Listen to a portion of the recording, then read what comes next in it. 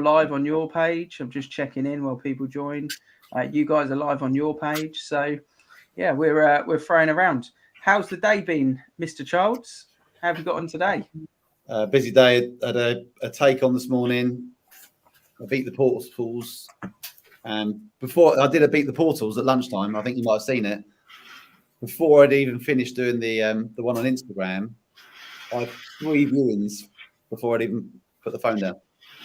Windy is what I would say. But people wanted to view it straight away. That's quality. Yeah, I love that. And the boys have got they've got the old for sale boards, but we obviously revealed the new boards. So watch this space. If anyone's watching wants to know what they look like, then comment in the comments, and we'll see if we can get a photo thrown into the comments. But you mentioned about beat the portals there, and one of the things that we are going to start to highlight on the sales slip is how it was actually sold, because there's many different methods to the avocado madness, isn't there, Andrew? So looking forward to promoting the different ways around it. How was your last property sold?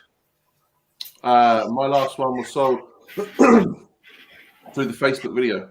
I thought you were going to say Rightmove then and just kill the moment. Yeah. 12 weeks on Rightmove. No, it was the social media ad, the video on Facebook. Someone commented saying it's something they want to view, and it was sold. Yeah, so definitely works. Method in the madness. And the world famous Peppa Pig house is behind you, Karl. Yeah, still for sale. It says sold, actually. Well, it's the 3rd time we've sold it now. It's that popular. People keep selling it for more and more money each time. Is it getting down? I did hear it. Yeah. How do you value the Peppa Pig house, and is it mortgageable? That's the key question. It is 100% mortgageable if you have the right mortgage advisor. Good. So we've got a nice agenda to go through for people watching. If you could hit a like or even a love, as someone's just done, which is always great, and comment. Just say good evening. Rob's come in. He said hi, GIYS, which I think means hi, guys. Typed really fast. So appreciate everyone checking in. Chris has checked in as well. Nice to see you. So we're going to talk. This could be controversial with some buyers, but in this type of market, should a deposit be paid when an offer is agreed? Should we go auction, Scottish, new homes sort of style in all residential properties? Does that kill the market, secure the market? We're going to touch on that. So I'm interested in everyone's thoughts. Surveyors and down valuations. I guess the real point on that, Rob's just come back in with the hi guys. That's what we thought it was. I always worry with surveyors whether they know the hands down live prices. I think that's the key thing, which we'll talk about as well. We've got Lee watching us on LinkedIn. Hello, Lee on LinkedIn. Hello to everyone that's on LinkedIn. Thank you for joining us. Demand. I mean, we have to talk about demand because we said off camera we're now in week 7 of the year. And although there's more properties coming to the market, they come on, they go. And as you just said, Mike, it's pretty hectic where you are because you're putting something live at the point of signing a contract and boom, we're up and running. And then we're also going to talk about what valuation suits you. So if you are thinking of getting a property valuation or you're curious about how much your property is worth, what suits you and what is the different percentages of accuracy for the different types of estate agency valuations that are out there. So we're going to get stuck into that as well. So first of all, I'll come to you, Andrew, and just check in, see how the world is and wonder what your thoughts are on deposits for buyers not in new homes. Yeah, I think it's an interesting question, obviously something that I wanted to discuss, but I think the whole, when you buy and sell a property right up until exchange, everybody's anxious and nervous through negative media, and obviously everyone speaks about bad experiences, and we all know what is industry standard is about 20% that fall through, and ours is obviously a lot lower than that because of how we construct the deals. But I think to give buyers or sellers, should I say, confidence in what's happening and peace of mind, I was thinking the other day, should 50% of the deposit be put down up front, refundable on the basis of a bad survey possibly or a down value, but certainly something that they can't get back. They choose to pull out because we've all experienced it where deals fall through and the knock-on effect is massive. And if you're serious about buying a property, then put your money up front. Put your money where your mouth is. If you want to offer X amount on the property, then pay the deposit, and let's see how serious you are. Because with the demand on properties at the moment where it is, people are chucking offers out on 3 or 4 properties, then deciding 3 or 4 days later which one they want to actually move forward with. Are you finding that, Michael? Are you finding the same thing up, in sort of High Wycombe, Penn, Hazelmere, your neck of the woods? Are you finding people are chucking multiple offers in because they're so scared that they're going to get gazumped and blown out? Not gazumped, that's unfair. They're going to get blown out by another buyer. Yeah, no, I've had that on one of mine, where somebody came in with the asking price and within a few hours later called me back and said, actually, their offer had been accepted elsewhere. Mm-hmm. So I was second fiddle. So, yeah, I think it's happening everywhere. Yeah, it seems to be pretty crazy. Karl, demand-wise, I know you've recently listed a property around the corner from where Andy lives, actually, and it's a lovely, lovely bungalow, but it went pretty hectic very quickly. So how are you finding the market at the moment with buyers, and do you think that, much like in lettings, where you put down your kind of reservation fee, for example, and with new homes, you would put down a reservation fee? In Scotland, it's kind of handshake, it's done. Auction, kind of mallet goes down, it's done. But in sales, it's very much a case of put an offer, it gets agreed. You could pull out at any moment in the next 3-4 months up until the day before exchange. So do you think it would be better if there was deposits, or do you think as it is just makes sense with how we work in England? I think you have to look at it from both ways, really. Giving buyers that freedom to actually, make sure they are purchasing what they want to purchase. And yes, from time to time, when we go look for new cars, we might suddenly find one slightly different that we prefer, and we change our minds, etc. So I think having that element of choice, for buyers is still important. So things do happen. I know Andy said, if there's a survey, etc., that automatically takes you out. But I think there's definitely something in it. I know there are some other options as well. I think is it Gazelle? I think they offer, a sort of more insurance kind of package where it's not that expensive, but there is still some financial contribution involved. So I think there's definitely more we could do. Not to the point where it gets so strict that, you literally have to carry on with it, and you have changed your mind. No one wants to buy something that they've, found something slightly better. But I think there's definitely a little bit more security that we could maybe put in on a sale. And we found it in the one, in Blackwater. We've had lots of people that have viewed it, and they've got to the point of putting an offer in, and they have done the same with 5 different houses, So definitely, I think something needs to just tighten it up a little bit. Mm-hmm. No, interesting. I mean, there is that service actually, which it hasn't taken off yet, but it is a service where people could put 500 each. So seller and buyer puts 500 or 1,000, or I think it goes up to 2,000. And if the buyer or the seller withdrew, then I think there's some sort of money that goes to the company that do the service, and then a chunk of it goes to one of the others. So it's almost like a non-refundable deposit that you would get some of. I mean, Mike, we've worked in the industry for a similar amount of time. It's just the way that we know it. Yeah. But even if you go to a decent restaurant, you've got to put £10 a head down to book a table now. So is it again one of those things where the property market is just super outdated, and people should be putting down 500 quid if they want to buy a house at the point of offer agreed? I mean, in an ideal world, I'd love it, because the amount of fall throughs you'd have would completely go away. But I can't see a way they can change it. I think ultimately it boils down to how you sell the property yourselves, doesn't it? Making that property seem more, outstanding and special above all the others that are out there. Yeah. And how you secure that buyer. I mean, a lot of the ones I've been doing, and I've been putting them on Facebook on a Saturday when I'll be doing 20, 25 viewings on one property.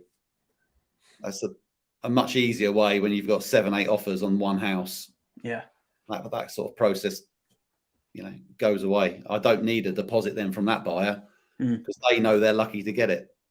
I'd love to hear from people listening, Lee, who said evening, who's on LinkedIn, or Rob, that's jumped in as well, Chris, that's listening, anyone else that's listening on either LinkedIn, YouTube, Facebook. I'd love to hear your thoughts. Would you feel more confident as a seller if your buyer had to put a deposit down? would it stop you buying if you were a buyer? I guess is the real question. Because if the seller is happier and the buyer is happy to do it, then where's the problem? And I guess the logistics of how it would work would be something to do with a solicitor, I would have thought, rather than the estate agent. But yeah, interesting topic to kick us off this evening. We mentioned about surveyors. Rob said advice for surveyors. Yesterday's gone, tomorrow has not yet come. We only have today. And I think from a surveyor point of view, what's interesting is when a surveyor values a property, one of the first things they do is they look for comparables, and what they're looking for is properties that have recently sold. Now, if we're in a stagnant market or a market that's just gradually climbing, that's probably fine. But in a market like this, Mike, doesn't really work, does it? Because if they're looking at a property that's sold in the road 9 months ago, it couldn't be less relevant, really. So what's your thoughts on that, Michael? I know this is a topic you're passionate about. Well, I had one down valued quite recently. So nearly every single one when the survey's booked, I'll arrange with the surveyor to meet them at the property. You know, to be very nice to the surveyor, give them the keys, let them in, but also give them as many examples on pricing as I can, and also let them know about the demand. Mm-hmm. You know, how many viewings, how many offers there were. And most of the time it's okay, but I'll always go and do that and meet the surveyor at the property. And the one house I didn't, where I was dead sure it was, you know, it was going to be easy in and out, fairly new build, he downvalued it from 525 to 475, which is, I couldn't believe it. 50 grand. I mean, that's crazy, isn't it? Yeah, that was a big chunk. How many times could you sell that over at 525 today? I'd sell it again straight away. Yeah.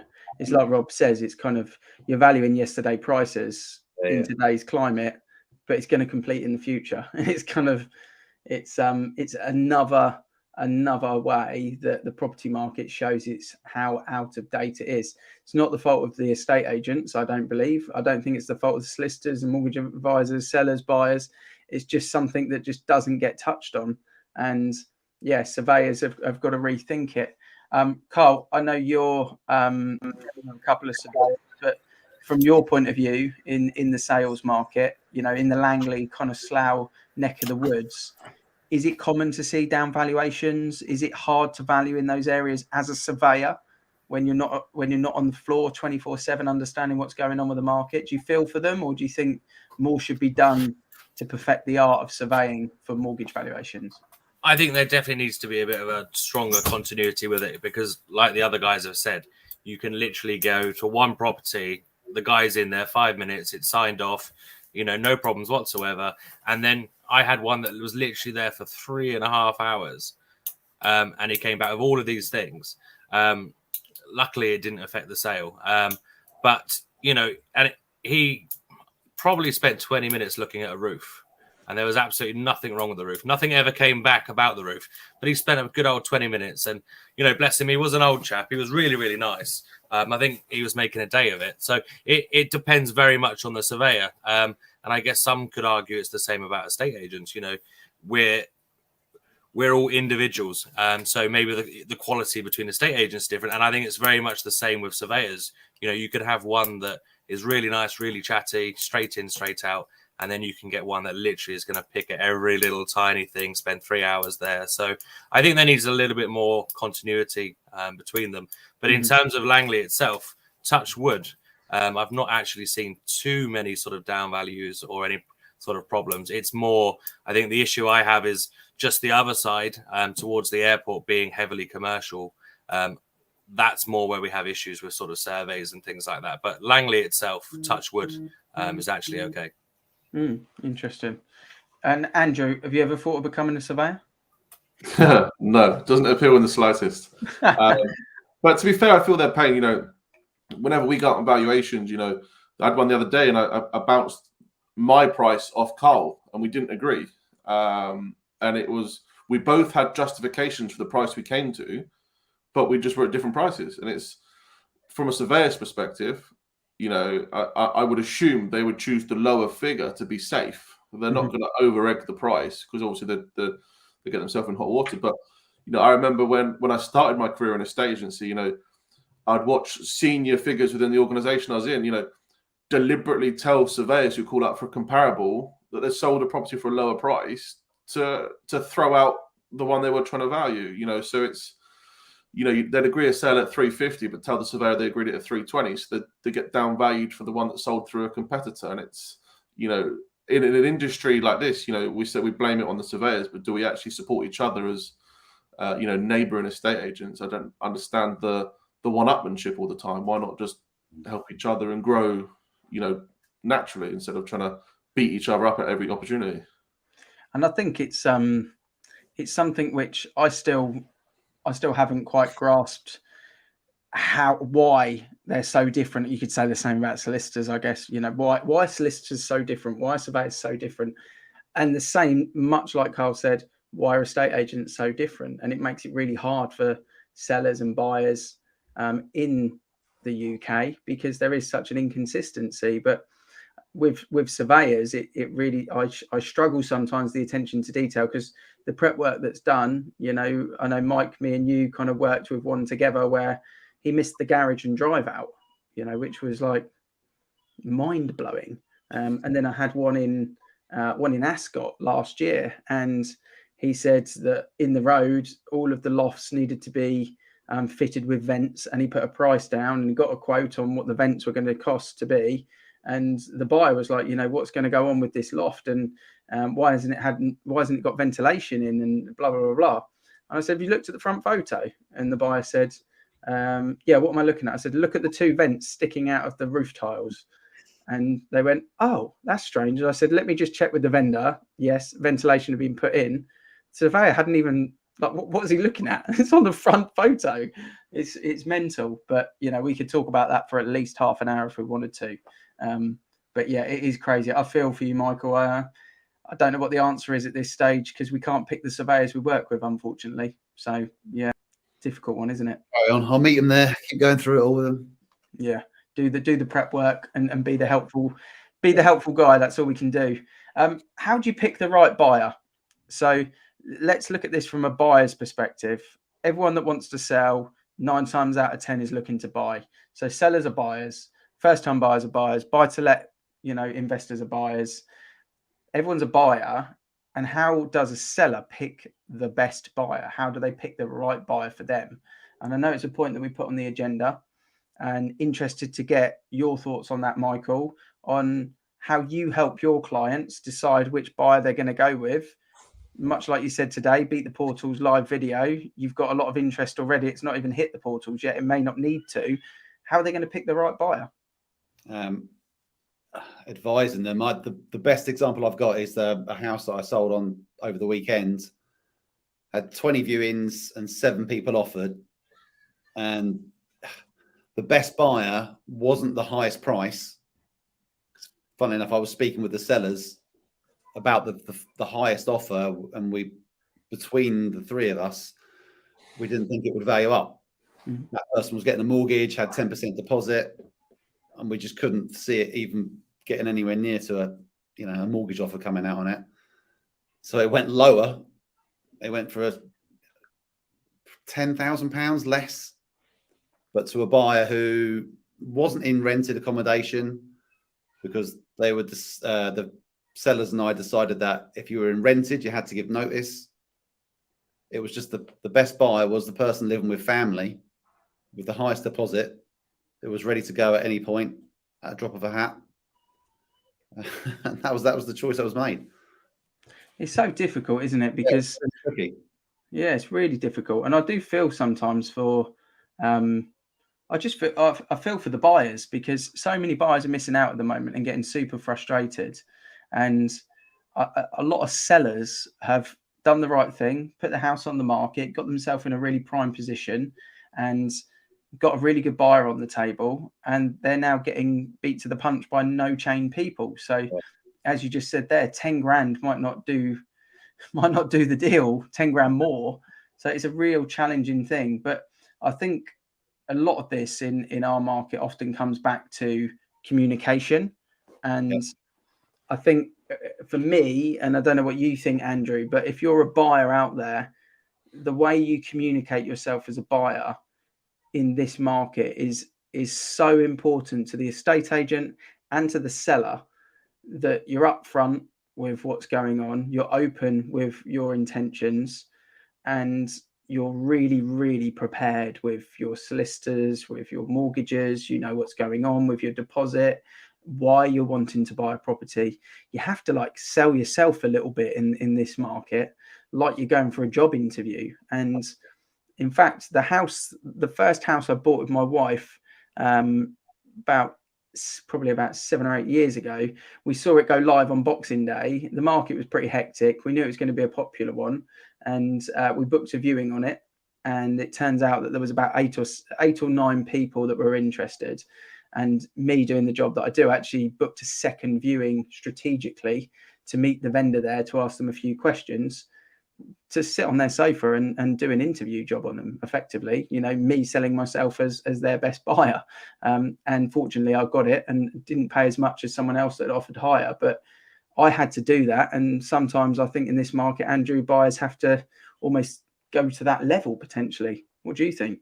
Yeah, I think you're not wrong. I was going to touch on that actually, like the actual human element to it. So if you imagine how the process is, buyers speak to us as agents and we speak to the seller. So the seller actually doesn't have any connection to the buyer whatsoever, other than a pound amount from an offer perspective. So we're the ones that relay the buyers in whichever fashion we desire. And for me, like you touched on it, a big one is communication. If I've got 3 or 4 people offering and one of them was a nightmare to book in, calls were missed, voicemails were left, and it's a tag along viewing because I've already got 3 others kind of thing. If you're offering a comparable amount to someone else, you're not putting yourself in a good position. Now, obviously, I appreciate everyone's got jobs and other commitments, but if you're looking to book a viewing and therefore buy a property, you need to take the agent's calls or WhatsApps. And, when you put your offer forward, it's right, I've got X, Y, Z ready, solicitors, mortgages, this is my deposit, this is my situation. Like, sell yourself, not just, I want to offer X amount, let me know what they say. There's ways and means to put an identical offer forward in a completely different fashion.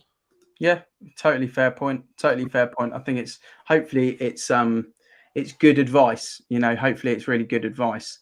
I'll come to you, Karl, if you want to unmute. I know you've got your little one with you there, so you're muting, I think. Yes, a 5-year-old that thinks it's a perfectly good time to be playing with his Thomas the Tank Engine track around the living room, even though we've spent 3 hours reminding him about the time the call starts and that he needs to put his best behavior. But he's asked for an orange, a banana, a glass of water, and a couple of other things whilst I've been on here. So we're doing our best. But we are dads, estate agents, and part-time superheroes. That is how we roll. So we understand that. Just moving from the buyer selling themselves, but to the demand. When I'm going to put you on the spot with the old Mystic Meg style here, when do you think the market is not going to be as hectic as this? I think you're probably the third person that has asked me this question today in terms of when's it going to change? When's it going to change? What's going to change? Is it going to go up? Is it going to go down anymore? I think demand, still being where it is. I think everything is going to carry on for a little bit longer, exactly where we are. I think right until probably after summer, I would probably say this demand still needs a bit of time to filter out. But again, anything sort of property, it can change in the flash. But I think we're here for the long run with the demand staying high. I think if more people, when I speak to people and they say, I'm not ready quite to go on the market yet because I just can't find, that property that I want. And if a lot of people then go, actually, if I do go on the market, someone else that is struggling to find what they want may want my property, and it's just going to keep that, ball rolling, and the demand is just going to keep going and going. But it will go down at some point. I just think we've got a good sort of few months still with this, high demand where we are. Yeah, because it's a crazy market. I mean, I've got some clients of mine, lovely family, they've outgrown the property. They've got a really nice home, but they want to stay local to where they are. They want to spend £250,000 more than what their house is worth at the moment, that sort of area. And they're dictated by what comes to the market. And at the moment, nothing's coming to the market. The buyer obviously wants to move in and get cracking, so they feel a bit open-ended. It's very difficult out there to balance everything. But what I would say is just keep communication channels open, be proactive. The reason why I asked that, I don't know what your thoughts are, Michael. I showed someone around a rental property that's quite expensive. It's a lot of money a month, more than some people earn in a year, in a month. And they just sold their £5 million house, and their view was, in fact, he said to me as we were looking at the basement garage, I said, what's the plan? And they said, we're going to be here 18 months, 2 years until the market crashes, and then we're going to buy.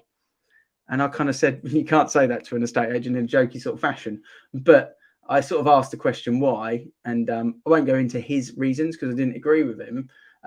But it's interesting that some people still do think the market will crash. And actually, Michael, if you look in the Google search and find out what people are asking, people are still asking, when is the market going to crash? So what's your thoughts? 1 year, 2 year, 3 year, 56 years when we're dead? Yeah, probably when we're dead. I don't think I think it will calm down. I think the sort of the jumps of 10 to 12% a year on year. It's crazy. Yeah, it's a lot of money. One of the properties I sold over the weekend, the people who sold it have only been there for 5 months, and they've made nearly 40 grand. That's how much extra they've sold it for in 5 months, having done nothing to the house at all. But supply and demand, isn't it, at the moment? I think when mortgage rates change or when interest rates go up, that'll be the thing that sort of sees it flatten off and calm down a bit. Yeah. I did a podcast or a live lunchtime chat, one of these basically, with contact of mine, Karl, that owns our mortgage brokerage. Sometimes comments on these, actually. Really good sort of finger on the pulse mortgage advisor. And we were talking about exactly that. We were talking about the market and what may happen. And it just so happened that a lot of his clients are buy-to-let landlords, and they're buying property at the moment because the stock market's erratic, crypto's erratic, other investment areas are erratic at the moment, and property isn't. It's a solid place to put money. And we're doing a lot of completions. The avocado family, we're going out there and handing over our completion boxes and the keys and saying, well done, you've made £10,000-15,000 today. So I still say, I've said it for a few months now, today is the cheapest day that you can buy a property. And I do believe that. So get on there and buy it while it's at its cheapest. There's different types of valuations. So Andrew, I'll come to you. There's different types of valuations, and it would be good to explain to people what their options are. So just to sort of scan through, you've got an online valuation, which is effectively a house price calculator. You've got a social distancing valuation, which is a bit like a desktop valuation. You've got a normal estate agency valuation, and then you've got an avocado valuation. And they're really you've got a purple bricks valuation as well. We'll throw that in there. That's it somewhere between normal agent and social distancing. So what's your thoughts, Andrew? Just explain to the people listening what the difference is between a online calculator valuation and a social distancing valuation, if you don't mind. Yeah, so each one you've mentioned, if you see it as like a thermometer, each one is getting hotter, each one is getting closer to the actual price of your property, minus the purple brick ones, which will probably be way too expensive. So obviously you've got the online house price calculator, which just works off historical sold data and comparables within a postcode or a street, which they roughly work if you've got an identical property the entire length of your postcode or street. But if you live on a normal road where you've got 3 bed, 4 beds, flats and bungalows and all sorts, then it throws the data out. The socially distanced one is more accurate, so that would be a human valuation versus a computer. You'd send in photos or a description of your property, and then it would be valued by one of us or an estate agent. Again, difficult to get a fully 100% accurate valuation because you can't really visualize the entire property. A lot better than a calculator. Normal estate agent valuation would be some sort of old-fashioned leaflets and comparable reports given to you, which really means nothing. And then our valuation will be talking about a marketing strategy, how we're going to achieve something, going through videography, social media, all that sort of backroom stuff that you don't really understand as a member of the public, but it's how we generate sales. And obviously then you'd get an accurate price with a marketing strategy on how we will actually achieve it versus finger in the air, guessing a price and then sticking it on Rightmove and seeing if we get close to it. You covered them all. You covered them all. I asked for 2. You gave me 5. You know, you can't ask for more than that. I was on a roll. On a roll.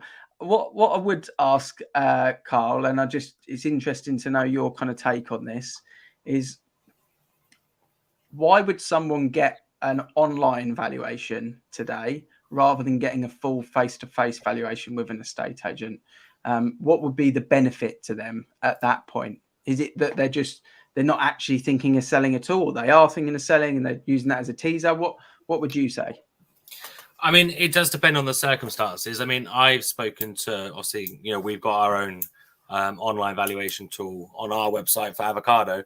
And a lot of those people automatically expect that intrusion and that bombardment of, can I come round? I'm now automatically going to be knocking on the door, you know, and the minute that they reach out just to get an idea. And at that stage, I think it very much is an idea. So maybe they've spoken to someone, you know, about relocating, you know, they want to potentially look at, you know, refinancing their house, and they just genuinely want that idea at that stage.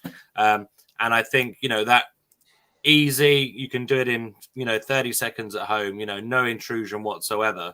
I think that's what appeals to that, you know, very quick online valuation. And it is an idea, you know, like Andrew said, it does just take, you know, very basic data, you know, from your street, etc. So yeah, as long as it's being used as an idea, then 100%, you know, it serves a purpose still. Mm-hmm. No, fair comment. Yeah, absolutely. And Michael, you live where you work.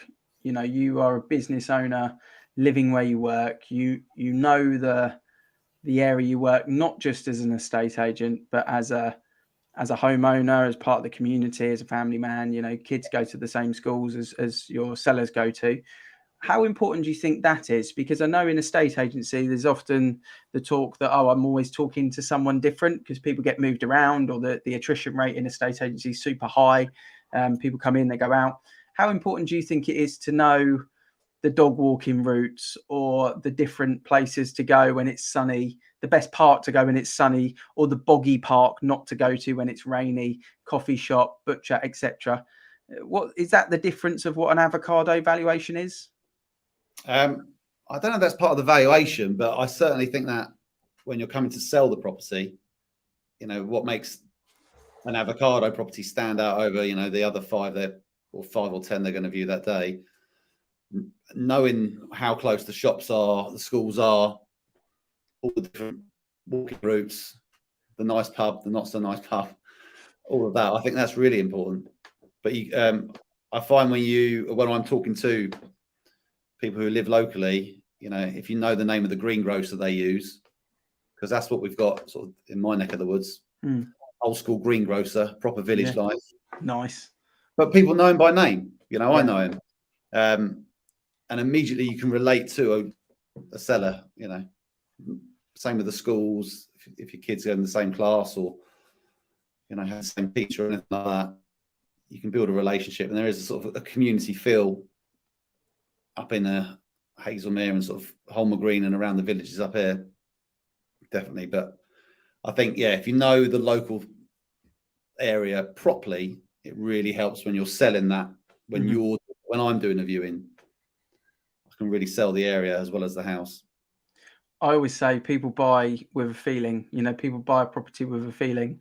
99% of the time, it felt good when I walked in, or I didn't get the right feeling when I knocked on the door. It's very common feedback that we get one way or the other as agents, and really connecting to the local area is so important. And I really find that when you know those little micro details about the parks and the coffee shops, or, you know, the greengrocer, or, in Crowthorne High Street. The butcher is the local celebrity. We've got a new barbecue restaurant in Crowthorne High Street. You can't get a table in there for love nor money. And, you know, they're the kind of talk of the village at the moment, of the place to go. And it's knowing all of these little details makes a massive, massive difference. And that's a big part of what the avocado journey is about, is trying to give people as much information as possible so they can make the best decision possible. We've gone over the time slot. If people want to book a valuation with us, there's a link to the valuation. There's also a link to our online valuation. You can use those. You can get an idea of price on your property. Or if you want to request a call back for Karl, myself, Andrew, Michael, or any of the other avocado partners to pop out in your local area, we pretty much cover anywhere in the home counties now. So please, please do. And if you're thinking of selling and you're looking for something different at the moment than the normal estate agency route, have a chat with us, because at the moment, it's working. It's working for many people. We've helped move over 500 people now. We're proud of that, and we will keep doing it. So, Michael, Andrew, Karl, really appreciate you joining me this evening. It's been great chatting with you. The market keeps going bananas. We've said bananas, bonkers. I don't know what other words we can use that starts with B, or whether we move to C now. I'm not sure, but it is crazy at the moment. And we'll see you all next Thursday at 6 o'clock. Thanks for watching.